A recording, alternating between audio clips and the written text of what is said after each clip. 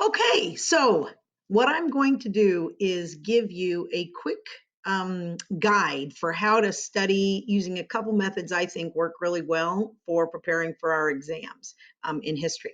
So, one of the things that I'm going to have you look at here, wait, there's myself. I'm really big there. What is that doing there? I'm still on, right? Okay, okay. All right, so one of the things I'm going to have you do is take a look at this sheet here, study themes, and I can send it to you if you want. I'll post it online tonight. But these are all things that when you focus on a history class, one of the things that we're always looking for. So these are the kind of questions you want to keep in the back of your mind as you start reviewing things. Cause and effect. Who and what made a change? Why did it happen? Distinguish, coincidence from correlation. We'll talk more about that later on. Who's supportive of change, who isn't, all those kinds of things. Intended consequences, unintended consequences, things like that. Changing continuity is for everything that changed, what stayed the same, and what are the themes that stay the same, who benefits from change, who doesn't. Understand how patterns start to emerge. Contextualization is where when you're reading and you can figure out a word without knowing what that word is, contextualization. But you do it with history too, like how can you get a sense of what's happening in a historical event by what was going on around it? What are the things that are happening around something that sort of cause it and are a result from it? So that's contextualization. How do actions transform people's lives? Things like that. Comparison, describe, analyze, evaluate through their eyes. You're looking through the eyes of people. And then using the past. How is the past similar to the present? How can we learn from the past?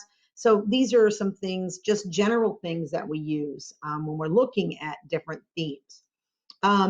So basically, there's a lot of study techniques that you can use. The first one that is easy is you study a little bit each night. You basically spend some time reviewing your notes every night, all the entire unit, and you're sort of always up to speed. But when you get a review sheet like this, another thing you can do is use what I like to use is like the 3 highlighter pens. So you might start with something in green. And so you'd go through, you have a green pen in front of you, you have a yellow pen in front of you, and you're prepared to leave stuff right. So when you start and you start looking over and you're like, okay, you start with the things cold, like I don't need to do anything. I know this cold, I don't need to do anything. It's not going to be a problem. So what I'm going to do is what I completely know in green, 5 themes. I got those 5 themes down cold. I am not going to do anything because I know those bad boys cold. So I'm going to put that in green. Globes, I pretty much understand globes advantages. I got that down. I'm not as clear on the distortion, so I might use the yellow pen for that. So what I might do is the yellow pen for that. So I'll put that one in yellow. Girardism, I don't know what that is, that Mercator thing. Okay, that I got that down a little bit, and then perspective, I got that down. So what happens is I go through the review sheet and I highlight according to what my level of knowledge is. So if you look at the sheet right here, I've got things I absolutely know cold. I'm not worried about them at all. I know the 5 things we studied in middle school, yada, yada. Some things I might want to look at, distortion, and then the things in white, which I don't have a clue what they are.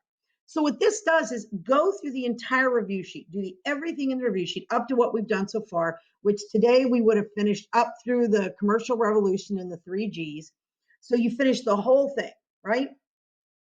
Then as you're going along and as you do it, you look for different terminology and different things. When you go and you sit down to start studying, you start by studying the things you don't remember at all. See, our brains are funny. They like to trick us. We don't like to feel like we're not prepared or we don't know something. So our brains trick us. And what happens is we end up studying the stuff we know because it makes us feel good. So if I start to sit down and randomly start studying, I might study the 5 themes because when I study the 5 themes, I feel like superior. I absolutely know what I'm doing. So I don't like that. I don't know what that Girardus Mercator thing is, so I'm not even going to bother looking it up. Well, if you use my method, you only study the stuff in white first, right off the bat, first thing. Then you move to the stuff in yellow and you review the stuff in yellow. And then if you run out of time, which inevitably we always do when we're studying, you're running out of time on the things you already know. And it's a way our brain likes to kind of trick us a little bit. And it's a way that will keep us from being tricked. Okay, so I recommend the 3 pens. Okay, another thing to do as you're looking over your notes, I wouldn't necessarily from the review sheet, but looking over your notes, always ask yourself, how did this happen? Why does this matter? What happened as a result of it? What's the significance? You always want to push beyond the superficial. You don't want to just memorize terms and definitions, dates and events. You want to make sure you know what caused an event, what resulted from it, what are the key elements of an event, things like that. That's where you're really going to push yourself into uh, thinking more deeply. And that's one of the things that we're going to be doing this year is learning to think more deeply. Other thing is you can try all kinds of methods. These just happen to be two I like. Another one is a lot of kids have had success rewriting their notes. The rewriting your notes is cumbersome in time in extensive amount of time can be a little overwhelming. So if you don't have a lot of time or don't really feel like that's good, but here's the key: if you do rewrite your notes, you basically integrate the notes you take in class into the smart notes. You put them together. And what you do is you create a new document with all those notes. And again, I would handwrite versus typing because we know that we remember what we handwrite. We don't necessarily remember what we type. So you do it that way, but also put it in your own words. And you never put something in the new set of notes that you don't absolutely understand. Like, for example, I get up here to geocentric versus heliocentric. And I start writing geocentric versus heliocentric. Now, I don't know exactly what geocentric is, but I know what heliocentric is. Don't write it. If you don't know what it is, then you can't put it until you've looked it up. That's why it takes a long time. But once you've done that process of rewriting your notes, for a lot of people, that's kind of the ticket right there. So that's the first thing, and that's what I want you to know. I'm going to come back with a second little video here to give you my favorite method of all, the note card method. Okay?